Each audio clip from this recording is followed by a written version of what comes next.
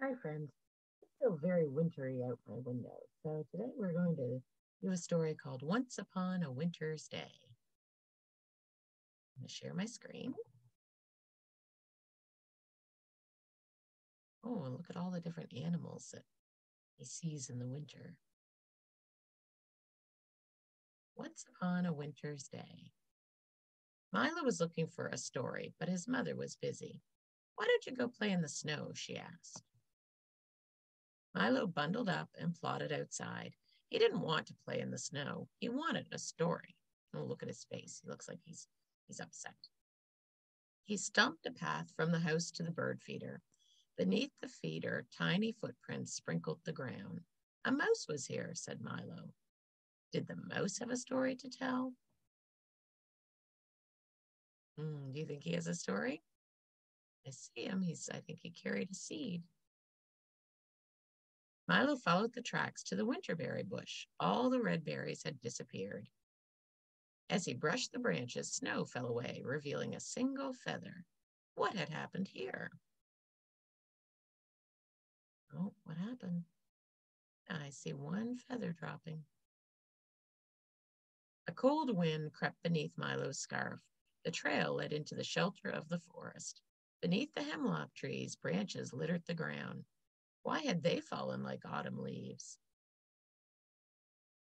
Oh, what do we see up at the top of the tree? Yeah, those are some porcupines.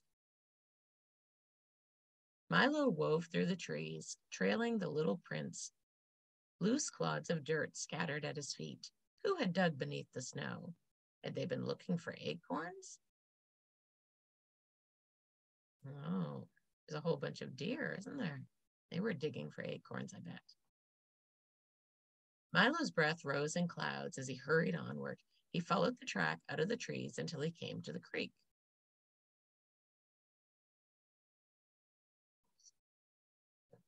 A smooth rut slid down the bank.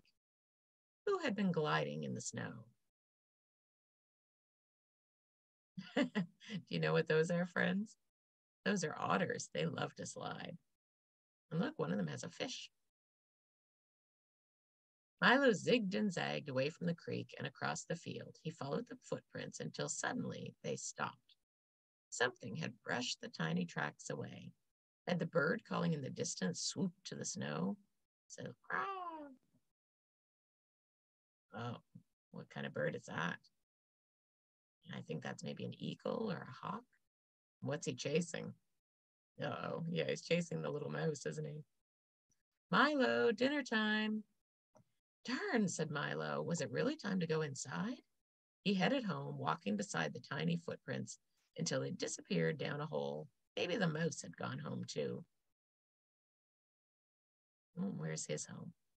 Ah, he goes down underneath the bush and all the way until the log pile of wood. He's got a little house in there. Inside, the smell of soup made Milo's stomach grumble. Do you want me to read you some stories after dinner? His mother asked. Milo shook his head as he laid out what he'd found. This time, he said, I have stories for you. Look at all the different animals. There was deer and porcupine and a woodpecker and a fox. And oh, it is a red-tailed hawk and a deer mouse and some river otters and a red squirrel. He saw the tracks of a lot of different animals, didn't he? And things that might show that they'd been there, like where they were digging or a feather. So, what about you, friends? Do you live someplace where you could go outside and take a look for tracks? I know it's hard in the city sometimes, but maybe you live in the country. And if it's snowy, maybe you could go look around and see if you see any footprints. Maybe you'd see the footprints of your dog or of the neighbor's cat. Who knows? All right. I hope you have fun exploring. Have a good day.